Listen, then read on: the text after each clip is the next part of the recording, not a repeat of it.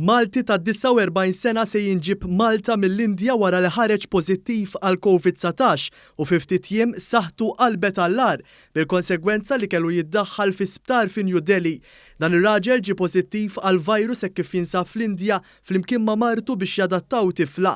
F'intervista virtwali ma' One News il-Kummissarju Malti Għolja għall-Indja Ruben Gauci saħaq li r-raġel jinsab fi sptar tajjeb kura adekwata minkejja s-sitwazzjoni devastanti fil-pajjiż. Għal-bidu, ovvjament, il-persuna kien ġiet pożittiva u mbagħad eventwalment kien hemm bżonn li tiġi rekoverata fl-isptar u fil-fatt bħalissa qiegħda fl-isptar. Kif edna ħdimna kemm bħala Kummissjoni Għolja u kemm ukoll id-Dipartiment tas-Saħħa Malta, imma fil-każ tal-Kummissjoni Għolja li nara illi qiegħed trattat tajjeb, ġosptar tajjeb, li għandu sodda fl-isptar. Ir-raġel mistenni jinġib f'pajjiżna b'ambulanza tal-ajru Franċiża u waqt il-vjaġġ se jkollu ventilatur.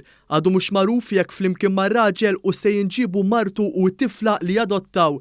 Is-sitwazzjoni tal-pandemija f'dan il-pajjiż kull ma jmur qed tigrava saħansitra l-awtoritajiet tas-saħħa Indjani spiċċaw mingħajr ossiġnu u eluf ta' nies qed imutu kuljum.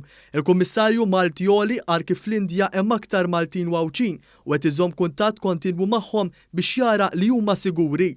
Żammejt kuntatt magħhom, tkellimt magħhom biex nara kif huma, eċetera, eċetera, uħud minnhom minħabba li għandhom ċertu età diġà ġew vaċinati.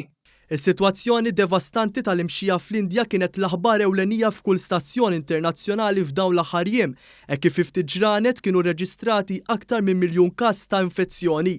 Fil-jum ta' Tnejn il-Gvern Ingliż ħabbar li se jibgħat aktar minn 600 apparat mediku lill-Indja fosthom dawk li jagħtu l-ossiġnu lil dawn il-pazjenti pożittivi li lanqas qed isibu sodod biżżejjed fl-isptarijiet.